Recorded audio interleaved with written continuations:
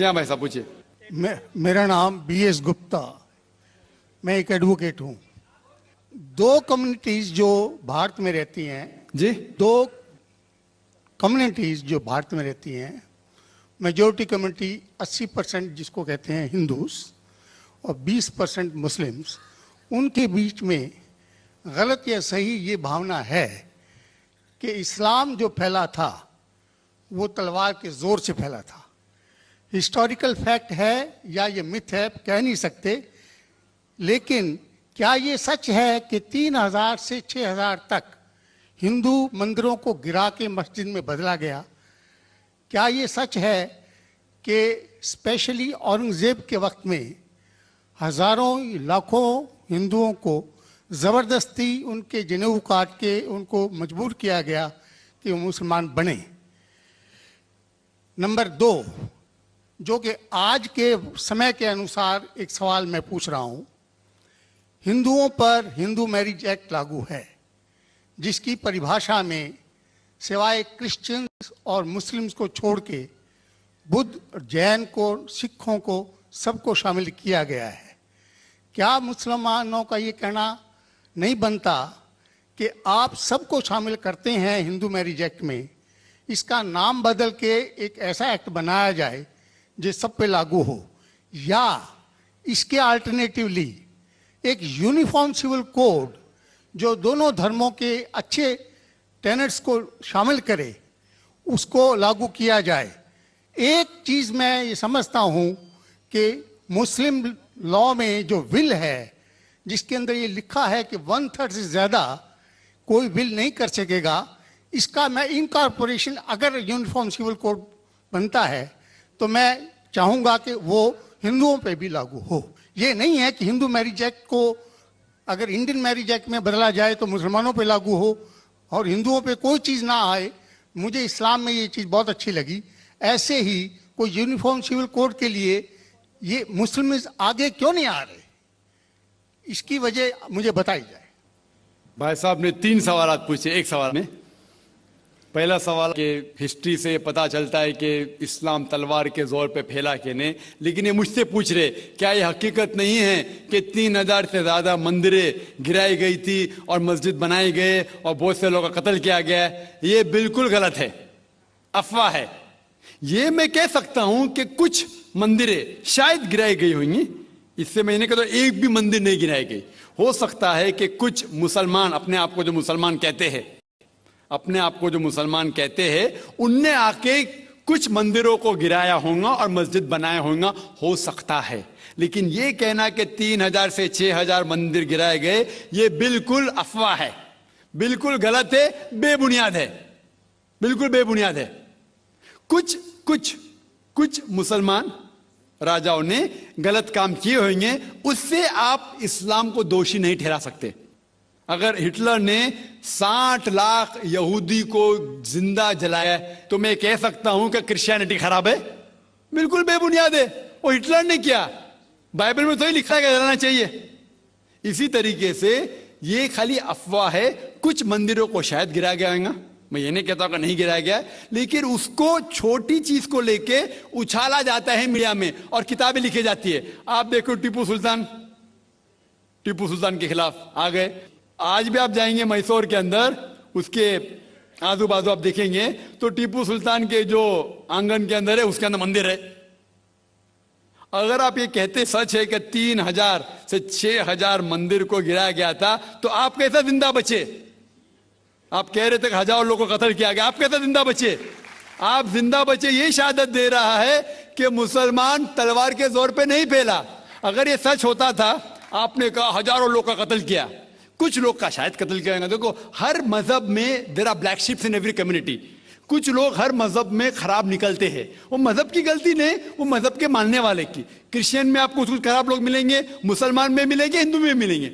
अभी आप देखेंगे हिंदुस्तान के मुसलमान कुछ लोग ड्रग में डील करते, ड्रग में धंधा करते। ड्रग तो हराम है इस्लाम में, करते तो उनको दोष देना चाहिए, इस्लाम को नहीं। इसी तरीके से आप जो कह रहे हजारों लोगों का कत्ल किया, ये बिल्कुल बेबुनियाद चीज है।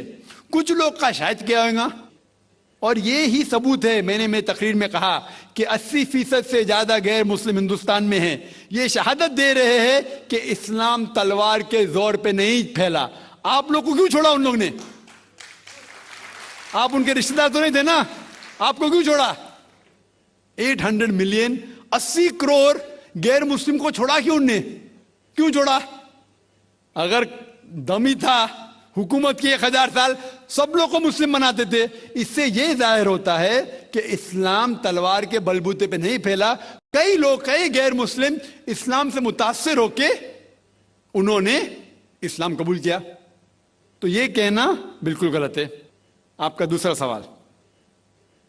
سوال کہ ہمیں کیا کرنا چاہیے؟ یہ علیحدہ لا نہیں ہونا چاہیے، سب ایک ہی کامن سول کوڈ ہونا چاہیے، اور سب مذہب کی اچھے چیزیں لے کے کامن سول کوڈ کرنا چاہیے۔ میں آپ کے بالکل ساتھ ہوں، باقی مسلمان شاید آپ کے خلاف ہوں گے، میں آپ کے ساتھ ہوں۔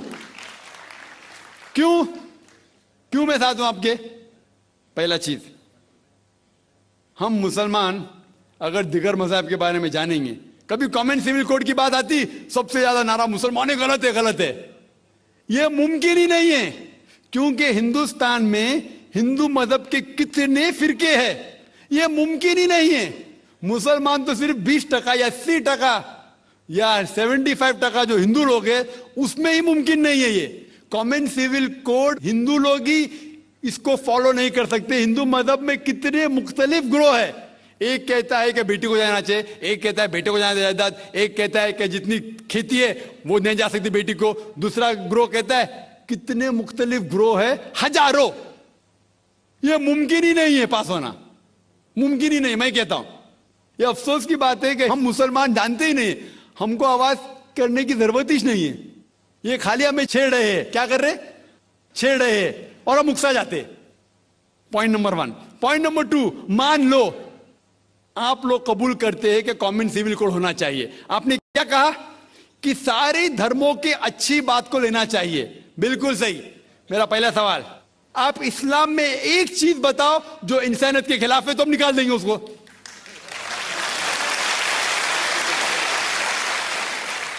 آپ کا یہ کہنا بالکل صحیح ہے کہ باقی مذاہب کی اچھی چیزیں جو ہے، مثال کے طور پہ میں نے تقریر کی سملیرٹیز بٹوین ہندوازم اینڈ اسلام، تو جو اچھی چیزیں ہندوازم کی میں لے چکا ہوں۔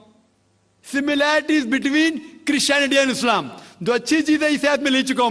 میں یہ پوچھنا چاہتا آپ سے، ایک چیز جو اسلام میں خرابی ہے وہ تو بتاؤ مجھے، تو اس کو نکالیں گے نا۔ لیکن منچ کے اوپر جب ڈیبیٹ ہوئے گا انشاءاللہ میں آؤں گا انشاءاللہ۔ ہاں، منچ پہ جب ڈیبیٹ ہوئے گا کہ ہم کیا کریں گے، ہر مذہب کی اچھی چیز ہوں گی، تو میں یہ چاہتا ہوں کہ اسلام کی طرف سے اس منچ پہ، اس سٹیج پہ انشاءاللہ میں آؤں گا۔ یہ چیلنج ہے، کوئی بھی شخص ہندوستان میں ہو، منسٹر ہون دو، کوئی بھی سوامی ہون دو، کوئی بھی شنکراچاریہ ہون دو، انشاءاللہ میں طالب علم ہوں اسلام اور دیگر مذاہب کا۔ میں تسلیم کرتا ہوں کہ ڈیبیٹ ہونا چاہیے، حق بات جو نکلی، لیکن اس کے اوپر عمل بھی ہونا چاہیے۔ حق بات جو سب سے بہترین ہے انسانیت کے لیے، اس کے اوپر عمل ہونا چاہیے۔ اس لیے جو آخری کتاب جو اللہ سبحانہ وتعالی نازل کی، قرآن شریف، وہ انسانیت کے لیے سب سے بہترین کتاب ہے، اس کے اوپر عمل ہونا ہی چاہیے۔ آپ کا تیسرا سوال، کیا یہ ہندو جو ہے انہیریٹنس کے اندر، یہ انہیریٹنس جو ہوتا ہے اسلام کے اندر، 1/3 حصہ، 1/3 حصہ ہم ول میں دے سکتے، دینا ضروری نہیں ہے، دے سکتے ہیں۔ اسلام کے جو ول کے اندر جو آتا ہے انہیریٹنس، وہ قرآن کی آیت ہے سورہ نساء کی سورہ نمبر 4 آیت نمبر 11، 12 اور 176، اس میں کہا گیا ہے کہ جو بھی آپ کی جائیداد ہے، اللہ سبحانہ تعالیٰ کہہ چکا ہے کہ آپ کے بیٹے کو بیٹیوں سے ڈبل ملے گا۔ آگے لکھا گیا ہے آپ کے والدین کو 1/6 ملے گا، صرف اگر بچے ہیں تو والد والدہ کو دونوں کو 1/6، اگر بچے نہیں ہیں تو والدہ کا 1/3۔ آگے بڑھتی آیت نمبر 12 پہ لکھا ہے کہ آپ کی بیویاں جو آپ کے لیے چھوڑیں گی، اگر بچے نہیں آپ کو آدھا ملے گا، بچے ہیں تو 1/4 ملے گا۔ آپ جو آپ کے بیویاں کے لیے چھوڑتے ہیں، بچے نہیں تو ان کو ملے گا 1/4، 1/4، بچے ہیں تو 1/8، 1/8۔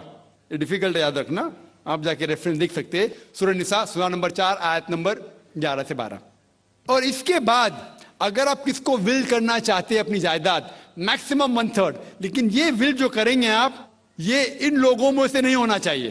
آپ نہیں کہہ سکتے کہ میں میرے بیٹے سے زیادہ محبت کرتا ہوں, بڑے بیٹے سے, اس لیے اس کو زیادہ دوں گا, یہ بالکل غلط ہے. لیکن جو یہ دائرے میں نہیں آتے ہیں انہیریٹنس کے, ان کو آپ 1/3 حصہ دے سکتے ہیں. آپ کہتے ہیں آپ کو یہ چیز بہت پسند ہے, آپ بھی کرنا چاہتے ہیں, آپ کو کون روک رہا ہے؟ انڈین گورنمنٹ کے حساب سے آپ اگر ول کریں گے, کیا میں میرا 1/3 حصہ دینا چاہتا ہوں, کوئی بھی روک نہیں سکتا ہوں, میں بھی نہیں, نہ منسٹر بھی نہیں. اور پورا اگر فالو کرنا چاہتے سچا دھرم, آپ اسلام قبول کر سکتے, ہم آپ کو ویلکم کرتے. وآخر دعوانا الحمدللہ رب العالمین.